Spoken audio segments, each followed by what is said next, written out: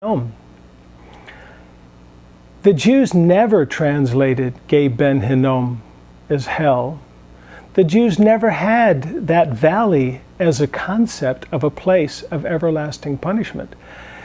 That valley was a shameful valley where the children of Israel burned their own children up to a god they called Moloch, or Melech, king, Moloch. And God said such a thing that they did never entered in his mind. It was an abominable, despicable thing, according to Jeremiah. Ge Ben Hinnom in the Old Testament, in the Jewish Bible, is never translated hell or anything like that. And Ge Ben Hinnom in the Old Testament was never translated hell in any Bible translation, a Christian Bible translation. Period. Yet now in the New Testament, the King James Bible translators translated the city dump in which the children of Israel offered up their own children. They translated Gehenna, the equivalent of Ge Ben Hinnom, hell. Well, the King James translators went hell crazy. They went even further than that. There's another word, Tartarus. They translated that word hell.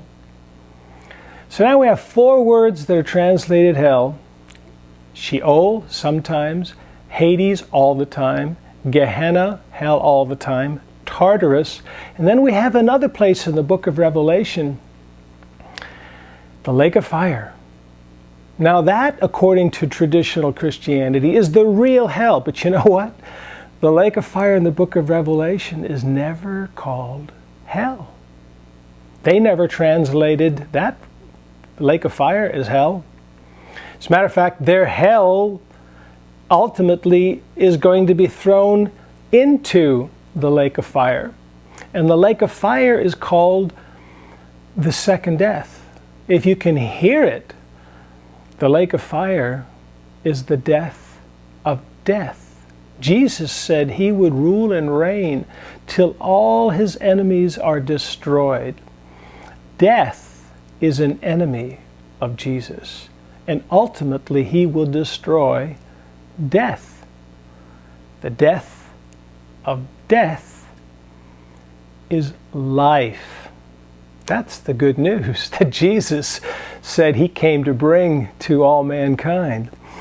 Anyway, before I get a little further into this hell chaos that the traditions of men have created, have complicated hell, I wanted to show you something else that I had here before I get into the NIV again.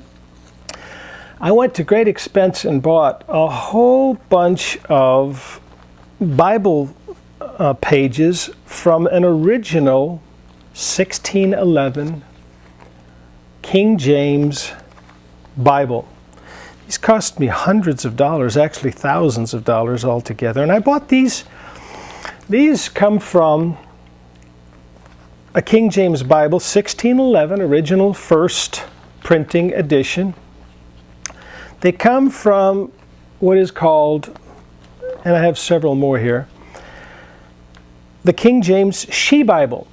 Because in one passage in the Old Testament, one printing of the 1611 had the word she, and the same 1611 version by a different printer had the word he. So one had she, the other had he, so now we had the 1611 she Bible, and we had the 1611 he Bible.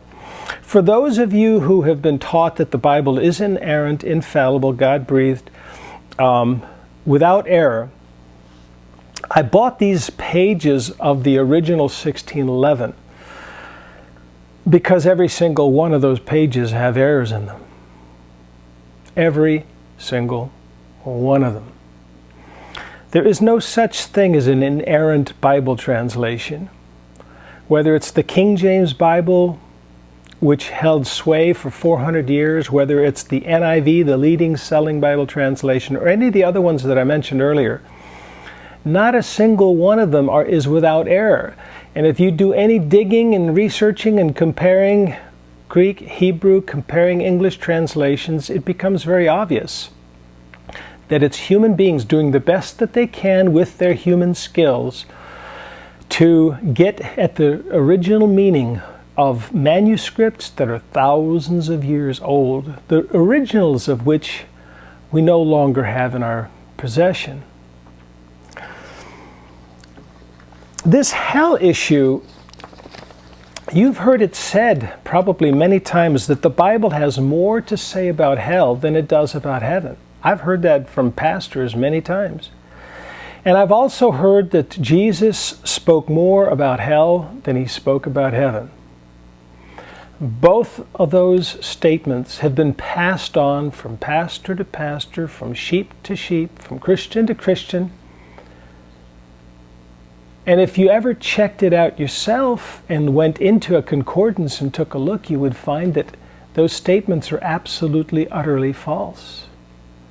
There are far more references in the Bible about heaven than there are about hell in the leading selling English Bible translations, and there are far more references about heaven and the kingdom of heaven in Jesus' mouth in any translation than there are the words hell.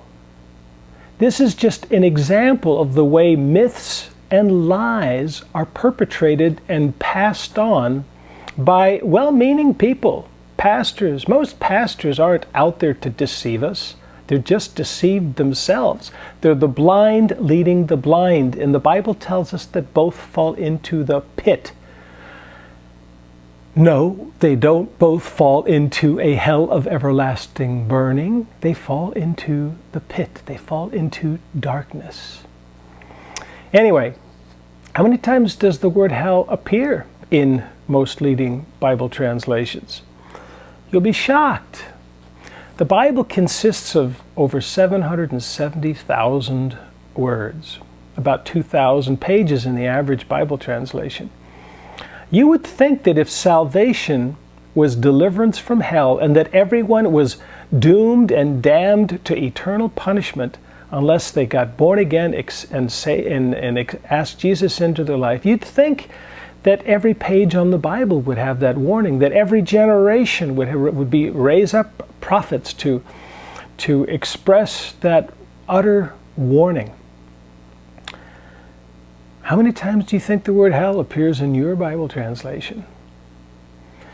The original King James Bible, the 1611, the one that contained 14 additional books that your King James Bible today does not contain, the original 1611 contained the Roman Catholic Apocrypha.